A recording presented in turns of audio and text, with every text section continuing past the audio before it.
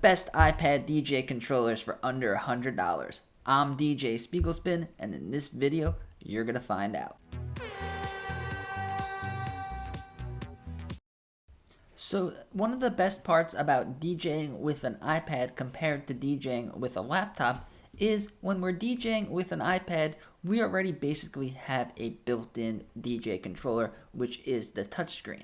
A lot of the more expensive and more advanced DJ controllers will feature a touchscreen. So by already having a touchscreen, this makes it so we don't need to have such an expensive controller, because what we cannot do or access on the controller, we could use the touchscreen for. So in this video, I'm going to show you a couple of ideas of controllers that you could get for under $100 that will still be able to DJ professionally and do gigs and learn all the techniques that you need to learn, so that when you DJ with more expensive and bigger gear, you will be prepared by practicing on these inexpensive devices. So the first one I'm going to talk about is my favorite DJ controller, which is this. It's the Newmark DJ2Go2 Touch.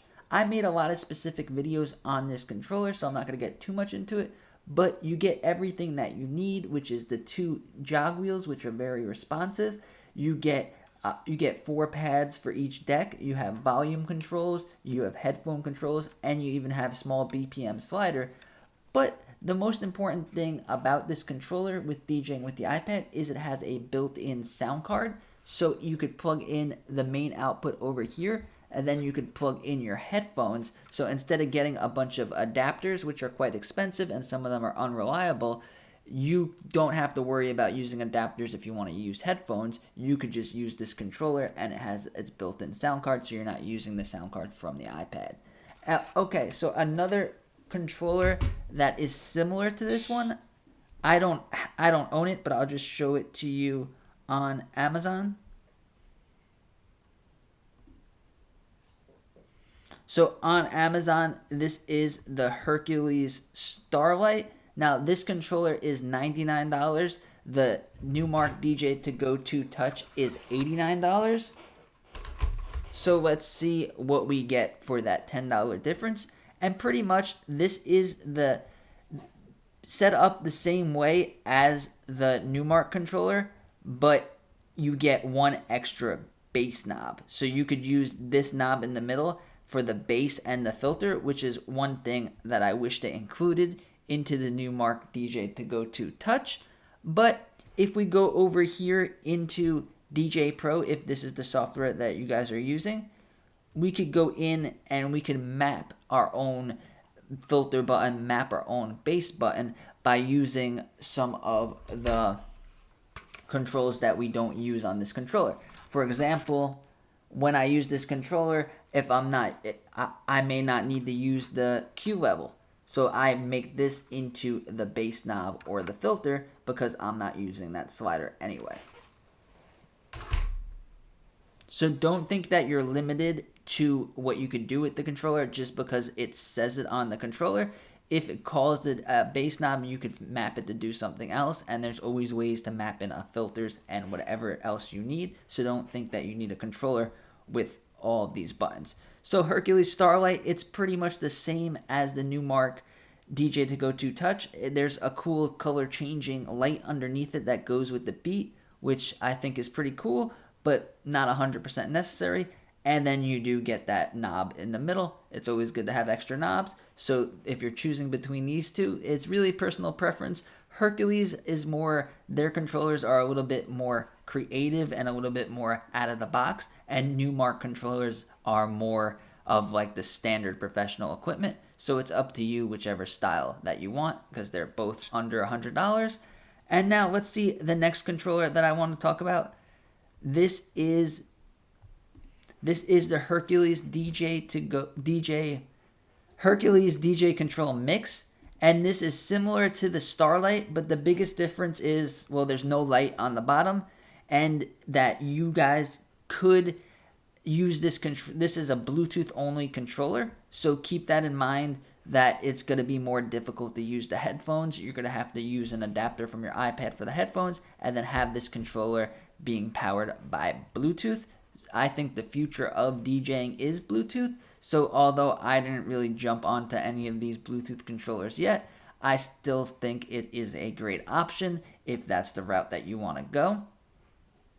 Or if you're using an iPad that's an older iPad that still has a headphone jack, then this will be fine for you. Next thing that I want to talk about is the Novation Launchpad Mini. So now this is not technically a DJ controller in the sense of having jog wheels and having knobs and having buttons and all that. This is basically just a big square with a bunch of buttons. You get 64 pads and they're color changing RGB pads, and it could be used with Ableton. This could be used with software to produce music, but you could also map these pads to do whatever you want. For example, in DJ Pro, they give us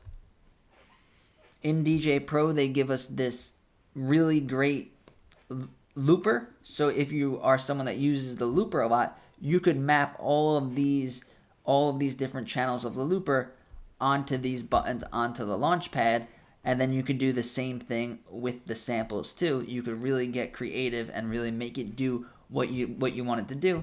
And also, DJ Pro, with the new update of audio device setup, you guys could plug in more than one controller at a time. So you could have this controller plugged in for the jog wheels for doing the regular DJ stuff, and then you could use the launch pad for doing samples, for making beats, for doing the looper, and then you could use both of these controllers at the same time even if you're just using one iPad, or you could use two iPads and you could have them linked together by utilizing Ableton Link. So you could have another app going with the Launchpad, and then you could have DJ Pro going, and then it will be connected wirelessly with Ableton Link, and you'll be able to DJ that way. So don't think that you can only use one controller, because you could use multiple controllers and multiple devices with DJ Pro. So there's not really much options for controllers under $100, because it's a piece of technology, and a lot of them are a little bit more expensive. If your budget is if you're looking for under $300 controllers, which is the next video that I'm going to make, you get so many more options and you get access to a lot bigger and larger controllers with a lot more features, such as the ability to plug in your headphones, such as the ability to control 4DX, and all of that. But if you want to get started, these controllers for the iPad for under $100 are a great way to get started, and a great way to have a backup controller once that you upgrade to more bigger and professional controllers. It's always good to have a backup. It's always good to have a controller to take with you to small outdoor events like barbecues and pool parties.